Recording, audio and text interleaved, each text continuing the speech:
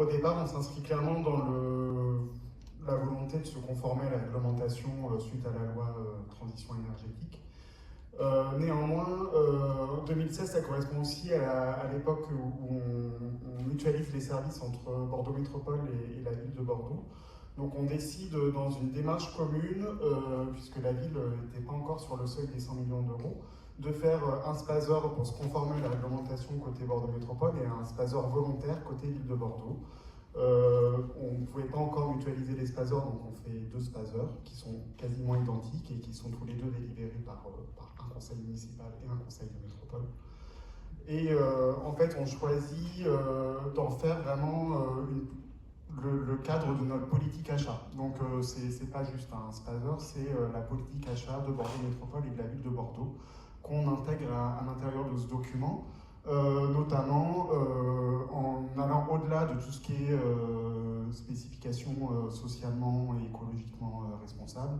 On aime beaucoup les achats, tout ce qui est innovation, achats innovants à la métropole, donc on met clairement un axe aussi sur tout ce qui est innovation dans la commande publique et aussi sur l'accès des TPE-PME à la commande publique, et on l'axe aussi sur l'égalité femmes-hommes, puisqu'on est sur un établissement public qui est labellisé AFNOR Égalité Diversité. Donc on intègre aussi tout ce qui se passe dans le cadre de la commande publique à l'intérieur du spazer.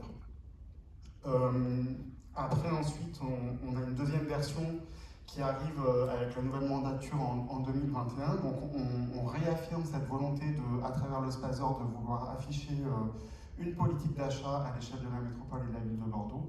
Et en même temps, on l'élargit, on affiche aussi la volonté d'élargir la gouvernance du spazer à nos partenaires, en intégrant notamment donc, la CCI, la CMA, la CRES et French Tech Bordeaux à la gouvernance, pour montrer qu'on s'intègre aussi dans un territoire et que la politique achat contribue au développement économique du territoire. En décembre 2018,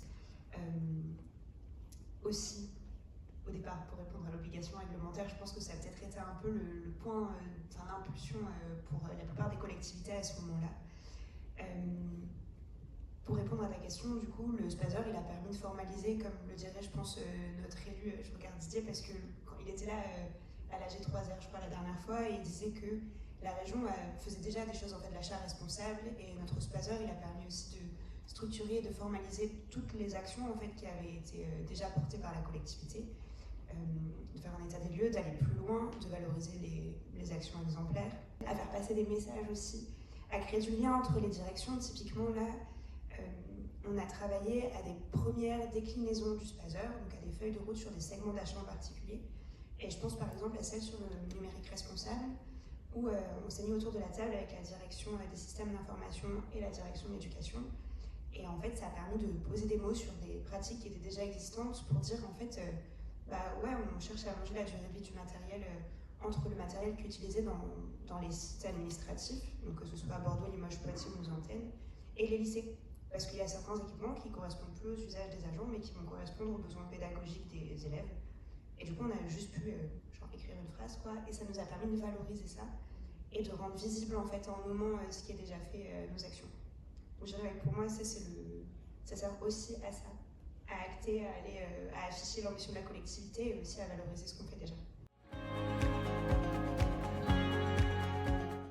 Et à quoi ça sert en particulier? Ça sert à fixer des objectifs, à fixer les ambitions de la collectivité, tout à fait. Alors on a une nouvelle municipalité qui est arrivée en 2020 et donc qui tenait particulièrement à mettre en place ce spazer.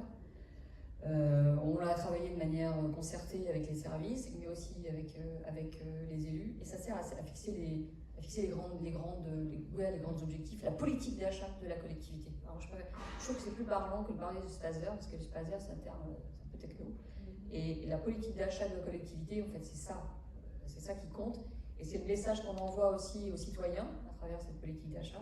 On envoie aussi aux services, parce que là c'est important, parce que le spazer c'est la réalisation de l'ensemble des agents de la collectivité. On est 3500, il faut motiver tout le monde, voilà, parce que c'est les gestes au quotidien qui font que ce spazer réussira ou ne réussira pas. Hein, ça c'est très clair. Et c'est aussi un discours envers les entreprises. Donc on mène aussi des actions avec nos collègues de la mission Exemplarité Climat, territoire engagé, pour mobiliser aussi les entreprises, parce que ça ne se fera pas sans elles.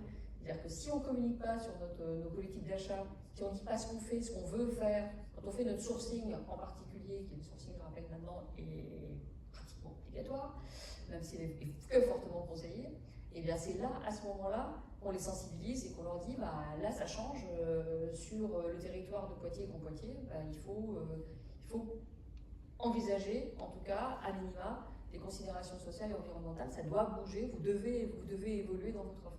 Donc ça sert aussi à ça, ça sert principalement à ça pour moi un Spazer. C'est vrai qu'on avait un petit peu anticipé ce sujet puisqu'on a cette sensibilité. Donc en France, c'est une société qui est labellisée B Corp, donc les entreprises à impact positif. On travaille beaucoup sur les labellisations, la qualité, des choses comme ça en interne. Et on a eu cette idée d'aller vers le Spazer avant que ce soit obligatoire. Alors, de notre point de vue de société anonyme, de société privée, pour moi, il y a un fort lien avec la qualité. Sur la question, le Spazer, à quoi ça sert?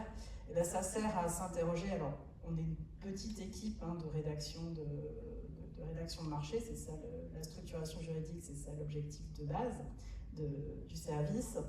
Et ça interpelle, ça oblige la réalisation de ce Spazer à challenger un peu les choses en termes de qualité.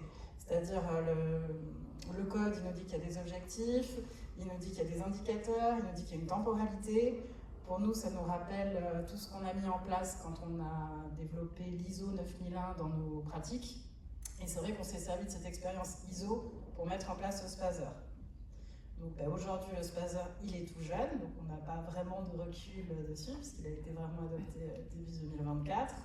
Mais c'est vrai que je rejoins ce qui a été dit précédemment. Clairement, ça donne une trajectoire, ça intègre l'ensemble des prescripteurs d'achat dans la démarche.